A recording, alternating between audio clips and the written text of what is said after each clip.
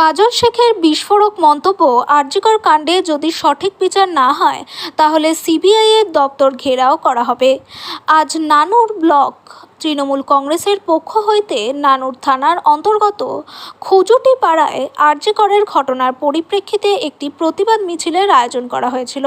এই প্রতিবাদ মিছিলে কয়েক হাজার মানুষ ধর্মমত নির্বিশেষে আরজিকর কাণ্ডে কঠিন থেকে কঠিনতম শাস্তির দাবিতে পথে নেমেছিলেন। এই প্রতিবাদ মিছিলে উপস্থিত ছিলেন বীরভূম জেলা সভাধিপতি কাজল শেখ, নানুরের বিধায়ক বিধানচন্দ্র মাঝি, বোলপুর লোকসভা কেন্দ্রের প্রার্থী অসিত মাল, নানুর তৃণমূল ব্লক কংগ্রেসের সভাপতি সুব্রত ভট্টাচার্য সহ অন্যান্য বিশিষ্ট ব্যক্তিবর্গ। আরজিকরের ঘটনা খুবই দুঃখজনক। এই ঘটনায় যারা দোষী তাদের বিরুদ্ধে মানুষ পথে নেমেছে এবং দোষীদের বারবার ফাঁসির দাবি তুলছেন মানুষজন। রাম বাম শ্যামের চক্রান্ত বন্ধ হোক এবং দোষীদের ফাঁসি হোক।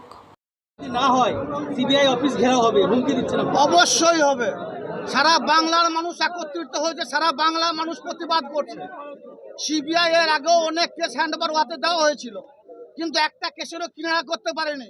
কিন্তু এই কেসের অবিলম্বে কিনারা সিবিআইকে করতে হবে এবং যে দোষী, যে অপরাধী, রবিবারের মধ্যে তাদের ফাঁসির কণ্ঠে, তাদেরকে ফাঁসির দড়িতে তাদের গলাতে লাগাতে হবে এবং ঝুলাতে হবে। এটা আমাদের দাবি এবং এটা গণতান্ত্রিক দেশ। আমাদের ভোটাধিকার প্রয়োগের মাধ্যমেই সরকার তৈরি হয়। সর্বত কেন্দ্র সরকার দ্বারা পরিচালিত। সিবিআইকে আমাদের কথা শুনতে হবে। বাংলার মানুষ গর্জে উঠেছে, বাংলার মানুষ সোচ্চার হয়েছে। সর্বতই আমাদের আওয়াজ স্তব্ধ করা যাবে না, তাদেরকে ফাঁসির দড়িতে ঝুলাতে হবে। দাদা, রাম বামের কথা বললেন, এবার আপনারা আজ পথে নেমেছেন। দেখুন, বামফ্রন্টকে অলরেডি বাংলা মানুষ জিরো করে দিয়েছে, শূন্য হয়ে গেছে। বিধানসভায় কেউ নেই, লোকসভাতে কেউ নেই।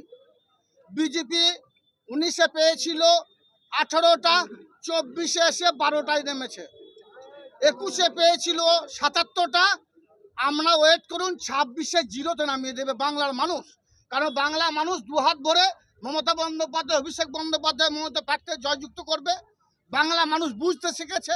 বাংলা মানুষ মমতা বন্দ্যোপাধ্যায়, অভিষেক বন্দ্যোপাধ্যায় যে পথ দেখেছে, যে দিশা দেখেছে, সেই পথেই হাঁটছে। পথ এটাই উন্নয়ন। 2011 থেকে 2024 মাত্র কয়েক বছর ব্যবধানে অভাবনীয় পরিবর্তন মমতা বন্দ্যোপাধ্যায় ঘটেছেন বাংলা বুকে। স্বভাবতই বাংলার মানুষ মমতা বন্দ্যোপাধ্যায়, অভিষেক বন্দ্যোপাধ্যায়ের সঙ্গে আছে।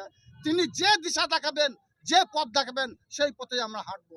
প্রয়োজনে সিবিআইকে কেসে তদন্ত করুক, এ বিষয়ে আমাদের কোনো দ্বিমত নেই।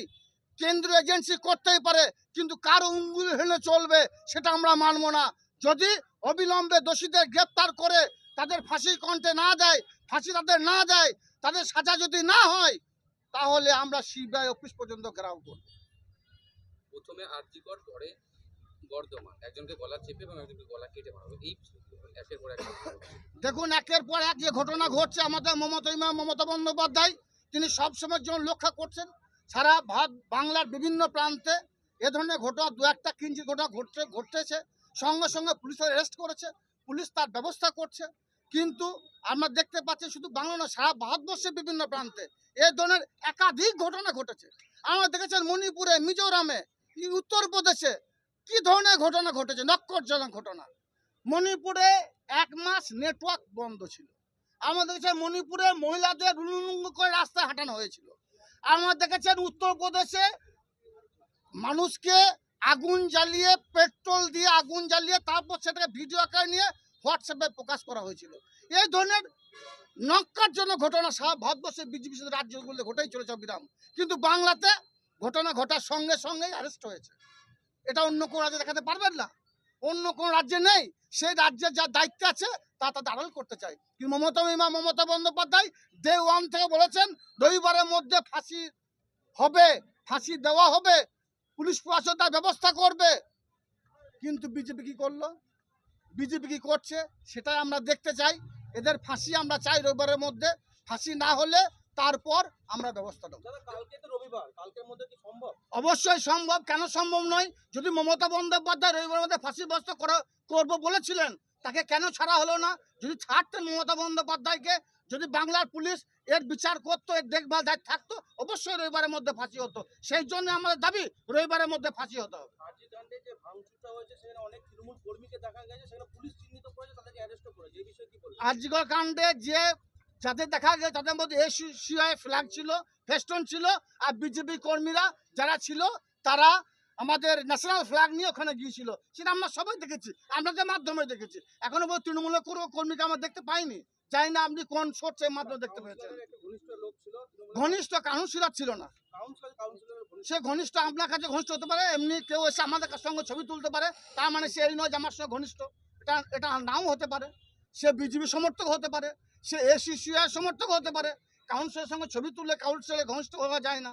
দাদা কালকেই তো রবিবার, তারপরে সোমবারই কি যদি বিচার না হয়, ফাঁসি না হয়, তাহলে আপনারা অবশ্যই আমাদের রাজ্য নেতৃত্ব যে সিদ্ধান্ত নেবে সেই সিদ্ধান্ত অনুযায়ী আমরা চলবো।